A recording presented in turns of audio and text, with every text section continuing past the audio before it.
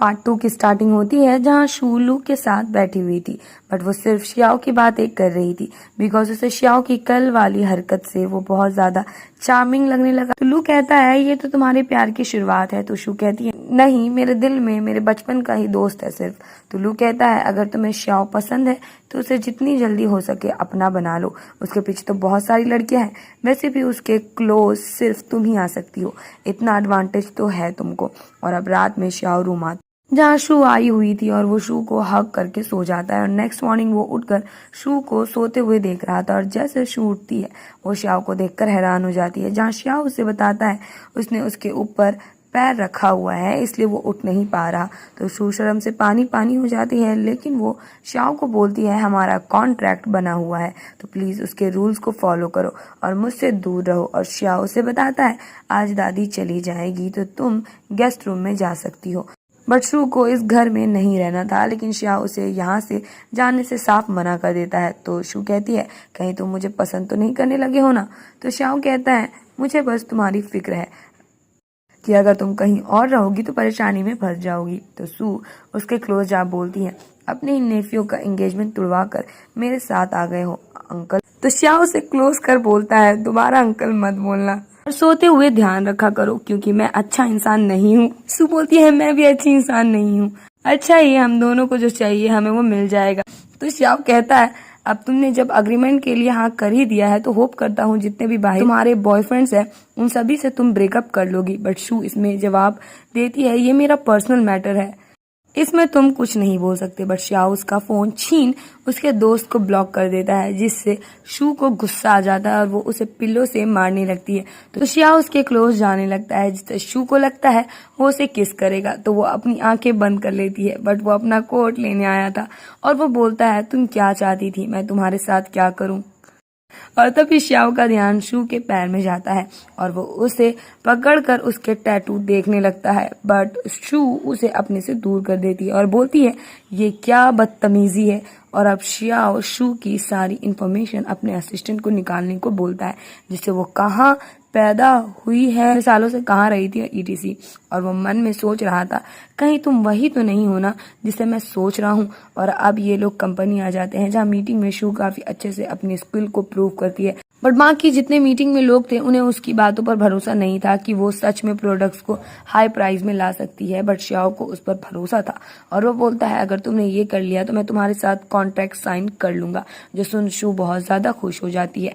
और हम next scene में शू श्याओ के साथ थी जहाँ उसके सामने लू आ जाता है। तो श्याओ कहता है मुझे शक हो रहा है तुम कहीं कोई चक्कर तो नहीं है ना तुम दोनों का। बट शू उसे इग्नोर करके जाने लगती है, लेकिन श्याओ उसे क्लोज कर बोलता है ऐसे लड़के को तुम जानती नहीं हो, ये सब कैसे होते हैं। और इन दोनों का रोमांस पीछे से लू शर्मा रहा था। तो शू बोलती है अभी कोई जजमेंट बना लेना, अभी कोई भी जजमेंट बना लेना तुम्हारे लिए ठीक नहीं है, तुम उसे जानते नहीं हो। और इतना बोल वो लू के साथ चली जाती है। और अब श्याओ का असिस्टेंट उसे शू की इन्फॉर्मेशन लाकर देता है। बट जब वो 8 साल की थी उस वक्त का कोई इन्फॉर्मेशन नहीं था। और उधर एक लड़की जो रात में अकेले जा रही थी उसे एक लड़का अकेले देख उसके साथ जबरदस्ती करने लगता है। बट तभी वहाँ शू आकर उसे दूर करती है। बट वो बंदा तो शू को छेड़ने लगा था, बट शू उसे बहुत मारती है जिससे उसका दिमाग ठिकाने लग जाता है और उस लड़की को शू कुछ ज्यादा ही कूल लग जाती है। और इधर श्याओ अपने असिस्टेंट को बोलता है पता करो कि शू के साथ स्कूल में क्या हुआ था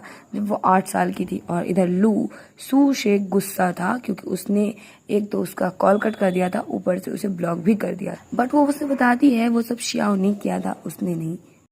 तो ये सुन वो उसे सब कुछ डिटेल में बताने को बोलता है। बट शू शर्माने लगती है जो देख वो बोलने लगता है पक्का कुछ तो हुआ है तुम लोगों के बीच, तुम्हें उससे प्यार हो गया है, बताओ ना प्यार की फीलिंग कैसी होती है, बताओ ना श्याओ बेड में कैसा होता है, मुझे भी फील करना है। तो शू बोलती है तुम खुद ही ट्राई करके क्यों नहीं देख लेते हो। तो लू कहता है क्या मैं ऐसे कर सकता हूँ। तो शू कहती है तुम्हें बोला है ना मेरे मर्द पे ध्यान मत दो, उस पे मेरा ध्यान है, उसके बारे में सोचना भी मत। और अब नेक्स्ट सीन में शू उसी लड़की के साथ थी जिसे उसने बचाया था और वो बंदी कुछ ज्यादा ही शू से इम्प्रेस हो गई थी और वो उसे दोस्ती करना चाहती थी। बट शू उसे थोड़ा बहुत समझाकर वहां से जाने लगती है। बट लीसा के पैर में चोट लग गई थी इसलिए शू उसे उसके घर छोड़ने आई थी और वो जो घर आती है वो श्याओ का था। तो शू हैरान हो गई थी और मन में सोचने लगती है ये श्याओ की रियल गर्लफ्रेंड है क्या। और लीसा वहाँ पड़े सारे कपड़े फेंकने लगती है। तभी वहाँ श्याओ आता है जिसके मुंह में जाकर एक कपड़ा लगता है और वो लीसा को सुनाने लगता है कि ये कौन सा तरीका हुआ। तो लीसा कहती है तुमने मेरे ऊपर कभी ऐसा नहीं चिल्लाया है, ऐसा क्या पोषण पिला दिया है उस चुड़ैल ने तुम्हें जो उसी के साइड ले रहे हो, मुझे मार भी दोगे तो मैं ये सब कपड़े नहीं उठाऊंगी।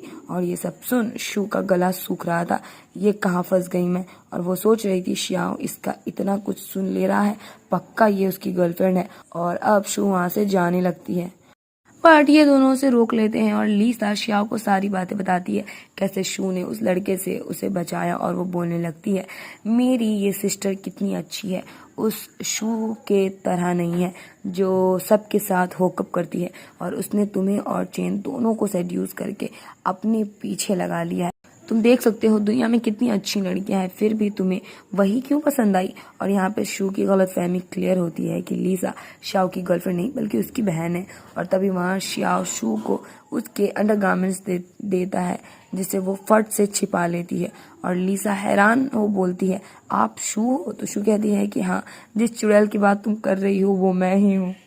लीसा बोलती है मुझे माफ करिए, मैं आपका सारा सामान उठा देती हूँ। तो श्याओ कहता है पर तुमने तो कहा था तुम्हें जान से भी मार दूंगा, फिर भी तुम कपड़े नहीं उठाओगी। लीसा बोलती है अरे मुझे थोड़ी पता था कि मेरी सिस्टर ही शू है, वैसे भी मुझे सिस्टर शू बहुत पसंद है। और वो अब बड़ी खुश थी कि उसके भाई ने शू को अपने लिए चूज किया है और वो शू के साथ सोना चाहती थी। बट श्याओ मना कर देता है ये बोलकर कि वो मेरी गर्लफ्रेंड है, वो मेरे साथ सोएगी। तो ये सुन लीसा सैड होकर वहां से चली जाती है और श्याओ शू को अपने क्लोज कर बोलता है मैं नहीं आता तो मेरी बहन तो तुम्हें खा ही जाती है। बट शू वहां से शर्मा कर भाग जाती है। और अब श्याओ को उसके असिस्टेंट का कॉल आता है जो कि उसे बताता है शू जब 8 साल की थी तब वो स्कूल नहीं गई थी। उस वक्त उसके पेरेंट्स ने सीक्रेटली उसे एक सैनिटोरियम भेज दिया था ट्रीटमेंट के लिए। तो ये सुन श्याओ शॉक रह जाता है। और इधर लीसा शू को बोल रही थी आप कैसे मेरे भाई को हैंडल कर लेती हो, मुझे तो लगा था वो जिंदगी भर सिंगल रहने वाला है, बट वो तो अब प्यार में पड़ चुका है। तो शू कहती है तुम्हारे भाई को क्या कभी प्यार नहीं हुआ है। तो लीसा कहती है कभी नहीं, 100% गारंटी के साथ बता सकती हूँ, वो वर्जिन है। और तभी वहाँ श्याओ आकर जबरदस्ती शू को रूम लेकर चला जाता है और उसे जबरदस्ती किस करने दूर कर रही। बट श्याओ था कि वो दूर हटने का नाम ही नहीं ले रहा था और इन लोग का प्रोसेस आगे बढ़ रहा था कि लू का कॉल आ जाता है। तो श्याओ फोन फेंक बोलता है जब अपने बॉयफ्रेंड के साथ हो तब दूसरे लड़कों के साथ कोई बात नहीं होगी, और अगर ऐसा किया तुम्हें मार पड़ेगी। और इतना बोल वो उसके हाथ में मार देता है। तो शू रिटर्न में उसके कान में बाइट कर लेती है और बोलती है मुझे पता है तुम मूड में, अपॉइंटमेंट है इसलिए मैं तुम्हें कंपनी नहीं दे पाऊंगी। और अब शू ड्रेस चेंज करके आती है जहाँ श्याओ उसे देखता ही रह जाता है और शू उससे ड्रेस की जिप लगाने को, तो श्याओ उसे हग करके उसकी जिप लगा देता है और उसे बोलता है अब क्या तुम मुझे सारी सच्चाई बताओ। बट वो उसे टीज करके जाने लगती है। तो श्याओ उसे अपने क्लोज कर गुस्से में पूछने लगता है क्या कभी तुमने चैन या लू को ऐसे टीज किया है। तो शू कहती है सिर्फ तुम्हें करती हूँ। तो श्याओ कहता है देखो मुझे कोई फर्क नहीं पड़ता तुम्हारे पास्ट में कितने लड़के थे, तुमने किसे किसे डेट किया है, किसे नहीं, बट अब तुम्हारी जिंदगी में इकलौता मैं ही होना चाहिए। तो शू इसके लिए मान जाती है और अब नेक्स्ट डे शिन शू को मिलती है जहाँ वो बोलने लगती तुम तो ऐसा दिखाती थी कि तुम वैसी लड़की नहीं हो जो किसी के साथ होकअप करके पैसे ले, बट तुम भी वैसी ही निकली, अब तुम्हारे सारे कर्ज श्याओ चुका रहा है।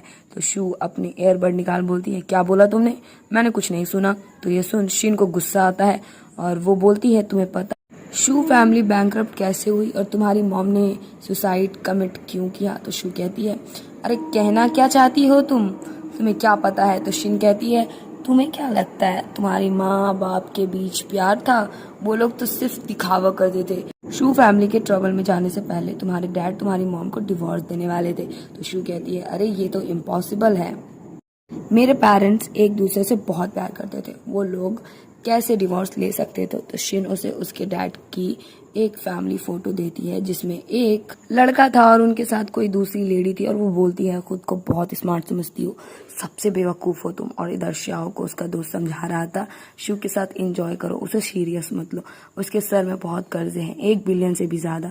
तो श्याओ कहती है सिर्फ 1 बिलियन ही है ना, एक काम करो जितने भी लोगों से शू ने कर्जा ले रखा है उन सभी की लिस्ट बनाओ। तो ये सुन उसका दोस्त सोचता है ये तो पागल हो गया है क्या, जितना मना कर रहा हूँ उतना ये सब में इन्वॉल्व हो रहा है। और इधर शू अपने डैड के पास उनसे पूछती है, आपको ऑलरेडी पता था कि मॉम ने सुसाइड कर लिया है, तो आप मेरे से इतने दिनों से झूठ क्यों बोल रहे थे? उन्होंने सुसाइड क्यों किया? उसका रीज़न मुझे बताओ। आप उन्हें डिवोर्स देने वाले थे और वो फैमिली फ़ोटो दिखा उनसे इसके बारे में पूछती है, बट डैड डर से कुछ बोल नहीं रहे थे। तो शू बोलती है, मैं बताती हूँ, ये आपका नाजायज़ बेटा है ना, और आप मेरी मॉम को बहुत वक्त से चीट कर रहे थे, इसलिए मेरी मॉम मर गई। मैं आपको कभी माफ़ नहीं करूँगी और ना ही आपकी मिस्ट्रेस को। उसे ढूंढ कर उससे बदला लूँगी। बट उसके डैड बोल रहे थे, अगर किसी को ब्लेम करना है तो मुझे करो, उन लोगों ने कुछ नहीं किया है, सारी गलती तो मेरी है। बट शू ने फैसला कर लिया कि वो अपने सौतेले भाई से बदला लेकर रहेगी। और अब शू जैसे घर आती है, वो डायरेक्ट श्याओ को हक कर लेती है और उसे बताती है, सब ने मुझसे झूठ बोला, मेरे डैड का एक नाजायज़ बेटा है और उन्होंने ही मेरी माँ को भी मारा है। बट श्याओ उसे हिम्मत देता है और बोलता है, मैं तुम्हें प्रोटेक्ट करूँगा, कभी हर्ट नहीं होने दूंगा। और अब शू रोते हुए सो गई थी और श्याओ अपने दोस्त को कॉल कर ये पता लगाने को बोलता है आखिर शू फैमिली बैंकरप्ट कैसे हुई। और श्याओ सोते हुए शू को बोलता है, चाहे कुछ भी हो जाए मैं हमेशा तुम्हारे साथ रहूंगा। और अब शू लू के पास आती है, जहाँ वो सारा मसला उसे बताती है और बोलती है, मैं उस मिस्टर और उसके बेटे को छोड़ूंगी नहीं, अपने हाथों से उन्हें तबाह कर दूंगी। और लू भी उसके फुल सपोर्ट में था और वो भी फुल रिवेंज मोड में आ चुका था। तो शू को वो बहुत ज़्यादा क्यूट लगता है और वो उसके गाल को पिंच करने लगती है। और इसी सीन की वीडियो शी ले रही थी और वहाँ शिन भी थी और इन दोनों का प्लान था कि ये लोग ये वीडियो शाओ को भेजकर इन दोनों का ब्रेकअप करवा देंगे। और इधर जैसे ये वीडियो शाओ देखता है उसे बहुत गुस्सा आता है और इधर लू शू को बोल रहा था, तुम दोनों के बीच कुछ हुआ क्यों नहीं है अभी तक? कहीं ऐसा तो नहीं कि तुम्हारे बॉयफ्रेंड से कुछ हो ही नहीं रहा? अगर ऐसा है तो उसे छोड़कर नया बॉयफ्रेंड बना लो, क्योंकि ये तुम्हारी लाइफ का सवाल है। तो शू कहती है, तुम ये कहना चाहती हो मेरे बॉयफ्रेंड से नहीं हो पाएगा, मैं तुम्हें मार डालूंगी उसके बारे में कुछ गलत बोला तो लू कहता है, तुम मेरी 20 साल से दोस्त हो, तुम आज बदल गई श्याओ के लिए। और तभी वहाँ श्याओ आ जाता है और शिन बोल रही थी कि कल की न्यूज़पेपर की हेडलाइन बनेगी शू, जो कि श्याओ की गर्लफ्रेंड है, वो दूसरे बंदे के साथ पकड़ी गई। और अब शू ने इन दोनों लड़कियों को देख लिया था, तो वो भी श्याओ के साथ वहाँ पे कोजी होने लगती है और श्याओ उसे किस कर देता है, जिसे इन दोनों को बहुत गुस्सा आ रहा था। बट लू तो बहुत खुश था और अब कान में श्याओ शू को बोल रहा था, तुम दोनों का बॉन्ड कुछ ज़्यादा ही स्ट्रांग नहीं है? तो शू कहती है, तुम जेलस हो है ना? तो श्याओ कहता है कि हाँ हूँ मैं जेलस, मैं तुम्हारा बॉयफ्रेंड हूँ, तो क्या ये नॉर्मल नहीं है?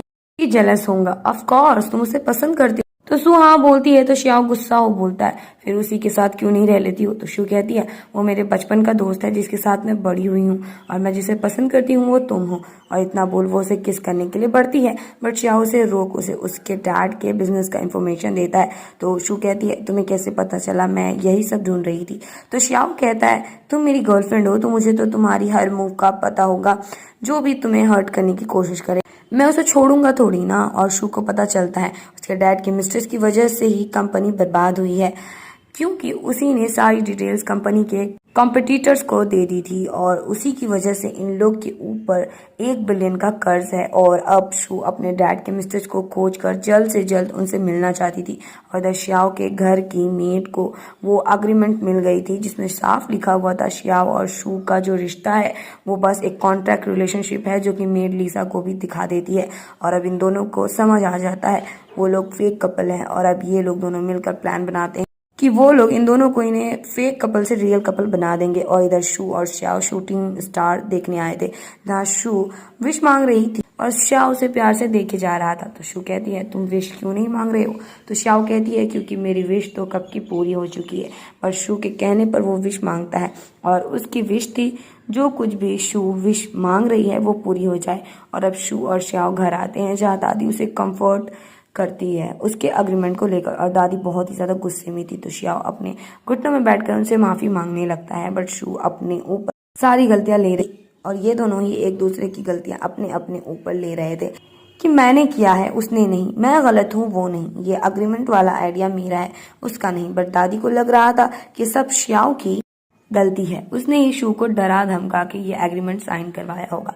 और अब दादी श्याओ को अपनी छड़ी से मारने के लिए आगे बढ़ बट शू आकर उसकी छड़ी खा लेती है जिससे वो बेहोश हो जाती है और श्याओ उसे गोद में उठा लेता है और मेड को डॉक्टर को बुलाने को बोलता है। और लिसा कहती है दादी हमने तो डिसाइड किया था ये सब नाटक होगा, तो आपने इतना क्यों डांटा शू सिस्टर को, उनका मुंह उतर गया था पूरा। तो दादी कहती है अरे अगर मैं उन लोगों को ज्यादा डांटूंगी नहीं तो कैसे वो लोग एक दूसरे के होंगे, और उनकी बातों से हमें समझ आता है ये लोग भी फेक ही कर रहे हैं। दादी का भी यही मकसद है कि श्याओ और शू बस रियल कपल बन जाएंगे। और इधर श्याओ शू को डांट रहा था कि तुम बीच में क्यों आई। तो शू कहती है तुम्हारी गलती नहीं थी और तुम मेरे बॉयफ्रेंड हो, मैं कैसे तुम्हें मार खाते हुए देख सकती हूँ। तो श्याओ कहता है जब तक तुम मेरी बीवी नहीं बन जाती तब तक दादी नहीं जाएंगी और जल्द से जल्द मैं तुम्हें भी मना लूंगी शादी के लिए। और अब नेक्स्ट डे शू अपने डैड की मिस्ट्रेस के घर पहुंच जाती है और वो जबरदस्ती उनके घर के अंदर आ गई थी और मिस यू तुरंत शू को पहचान लेती है और शू उनके गले में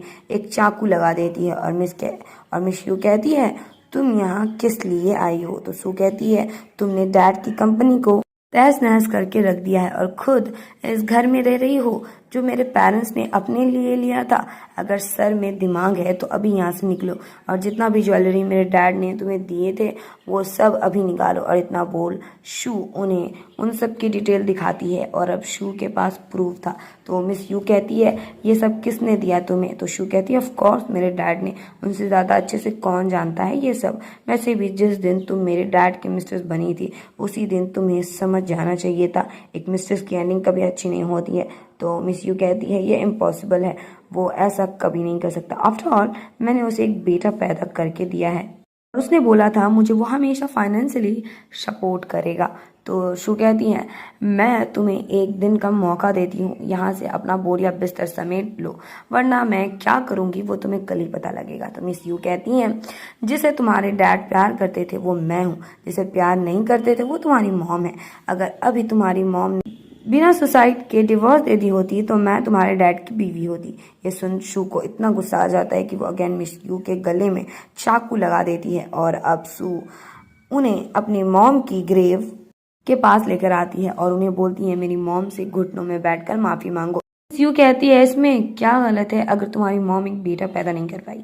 तो ये सुन शू उन्हें थप्पड़ लगा देती है और बोलती है तुम्हारे गुनाहों की सजा तुम्हारे बेटे को दूंगी, उसे रीपे करना ही पड़ेगा। तो मिस यू कहती है तुम क्या करने वाली हो, मेरे बेटे को हर्ट मत करना, वो तुम्हारा भाई है। तो शू बोलती है मेरी मॉम ने सिर्फ मुझे जन्म दिया है, मुझे तुम्हारे बेटे से कोई लेना देना नहीं है। तो मिस यू कहती है बहुत सह लिया तुम्हारा, अगर तुमने मेरे बेटे को हर्ट किया तो मैं तुम्हें छोड़ूंगी नहीं। और तभी वहाँ श्याओ आ बोलता है तुम इतनी बुरी कैसे हो सकती हो, घुटनों में बैठकर माफी मांगो। लेकिन वो मना कर देती है। तो श्याओ के कहने पर उसका असिस्टेंट जबरदस्त मिस यू को घुटनों में बैठा देता है और अब शू रोते हुए बोलने लगती है मॉम मुझे अकेला छोड़कर क्यों चली गई। और श्याओ उसे संभालता है और अपने असिस्टेंट को बोलता है इस औरत को 24 घंटे तक घुटनों में बैठा कर रखो। और अब शू श्याओ का शुक्रिया अदा करती है। और इधर न्यूज़ में सारी बातें फैल चुकी थी कि कैसे शू के डैड की मिस्ट्रेस ने पूरे कंपनी को बर्बाद कर दिया अपने फायदे के लिए, और ये सब प्रूफ शू नहीं दिया था न्यूज़ वालों को। और अब मिस यू समझ गई थी उनका क्या होने वाला है। और तभी उनके घर के बाहर कर्जा लेने के लिए गुंडे आ गए थे और ये सब में उनका बेचारा बेटा फंस गया था। और इधर अब शू अपने डैड से मिलने आई थी जहां उसके डैड बोल रहे थे तुम ऐसा कैसे कर सकती हो, तुम्हारी वजह से तुम्हारी आंट मर सकती है। तो शू कहती है तब आपकी केयर कहाँ गई जब मेरी माँ को मरने के लिए फोर्स किया था आपने। तो डैड कहते हैं ये दोनों केस अलग है, प्लीज ये केस वापस ले लो, अपने भाई को ऐसे परेशान मत करो। तो शू कहती है आपको पता है आपकी मिस्ट्रेस ने कितना गलत किया है आपके साथ, फिर भी उसके साइड ले रहे हो। तो डैड कहते हैं क्योंकि उसने मुझे एक बेटा दिया है। तो शू कहती है अच्छा तो मैं कर्जे चुकाती रही इतने वक्त से, तब आपको नहीं लगा कि मैं आपकी बेटी हूँ। मैं हमेशा सोचती थी कि आप बेस्ट फादर बेस्ट हस्बैंड हो, हमेशा आपको प्यार दिया, मैं सारे कर्जे अकेले ही चुका रही थी, आप मुझसे प्यार नहीं करते और अब से मैं आपसे कभी मिलने नहीं आऊंगी। इतना बोल वो सारे रिश्ते नाते तोड़ वहां से चली जाती है। और अब घर में लिसा शू को एक गिफ्ट देकर जाती है और जब शू वो गिफ्ट देखती है वो हैरान रह जाती है बिकॉज उसमें एक सेक्सी सी ड्रेस थी। और तभी वहाँ श्याओ आप पूछता है क्या है इसमें। तो शू उसे तुरंत वो ड्रेस छिपाने लगती है बट श्याओ कहता है तुम्हें पता है ना मुझसे झूठ बोलती है वो, तो मुझे पता चल जाता है। और अब शू श्याओ को किस कर देती है जिसके बाद ये दोनों बहुत ज़्यादा किस करने लगते हैं और इन दोनों का रोमांस चालू हो जाता है, लेकिन श्याओ अचानक से रुक बोलता है, मैं जानता हूँ तुम्हारे दिल में कोई और है, तो जैसे तुम उसे कम्प्लीटली भूल जाओगी फिर हम ये सब करेंगे। और अब नेक्स्ट डे मिस यू शू के पास आप बोलती है, सारे कर्ज वाले लोग कर्जा निकालने मेरे पास आ रहे हैं, तुम क्या मेरे बेटे और मुझे मारना चाहती हो? तो शू कहती है, ये सब कर्जा तुम्हारे बेटे के फादर ने लिया है तो तुम लोग को चुकाना तो पड़ेगा ही। तो मिस यू कहती है, तुम्हारा भाई सिर्फ 10 साल का है, वो कैसे इतने कर्जे चुकाएगा? तुम कैसी इंसान हो, इतने छोटे बच्चे पर सब कुछ छोड़ दिया है? तो शू कहती है, जब मेरी मॉम मरी थी तब तुम्हें हमारी सिचुएशन की फिक्र थी, मैं कैसे रह रही थी, तब देखने आई थी मेरे को। और अब शू श्याओ के कैबिन उसे किस करने लगती है और इन दोनों का रोमांस चालू हो जाता है। और जितने भी एम्प्लॉयज़ थे उन सभी ने ये सब देख लिया था, क्योंकि वो सभी वहीं खड़े थे, बट शू ने उन्हें नोटिस नहीं किया था। और जैसे वो उन्हें देखती है उसे बहुत शर्म आने लगती है, तो श्याओ उन सभी को वहाँ से भगा देता है। तो शू कहती है, तुमने मुझे पहले क्यों नहीं बताया? तो श्याओ कहता है, मैं बताने वाला था बट तुमने मौका नहीं दिया। और अब शू नाइट में क्लब आती है लू के साथ, जहाँ शिन, चैन और शी तीनों थे। और शी कहती है, इस लड़की की वजह से श्याओ ने मुझसे सारे रिश्ते नाते तोड़ लिए हैं, इवन मेरी फैमिली के साथ भी। और अब शिन चेन को उसकी मर्दानगी में 4 बात बोलकर उसे शू के पास भेजना चाह रही थी, बट चेन उसका गला पकड़ लेता है और बोलता है, अगर तुम मुझे सेड्यूस नहीं करती तो शू कभी मेरे अंकल के पास ना जाती। तो शिन कहती है, तुमने भी मेरे साथ इंजॉय किया है, सब मर्द एक जैसे होते हैं, जो चाहिए होता है जैसे उसे पा लेते हैं उसकी कदर होनी खत्म हो जाती है। वैसे मैं तुम्हारी मदद कर सकती हूँ शू को वापस तुम्हारा बनाने के लिए। और अब शिन वेटर को बुलाती है और शू के जूस में वो कुछ मिला देती है और उस वेटर को पैसे दे उसे जूस को शू को देने को बोलती है। और शू वो जूस भी श्याओ का कॉल उठाने बाहर आ जाती है, बट चैन वहाँ आकर उसका फ़ोन छीन लेता है। और इधर श्याओ को शू की फिक्र होती है, बिकॉज उसने उसका कॉल नहीं उठाया था, इसलिए वो फट से क्लब जाने के लिए निकलता है। और इधर चेन बोल रहा था, मुझे पता है ये सब तुम बस बदला लेने के लिए कर रही हो और तुम्हें अंकल से प्यार नहीं बल्कि उनके पैसों से मतलब है।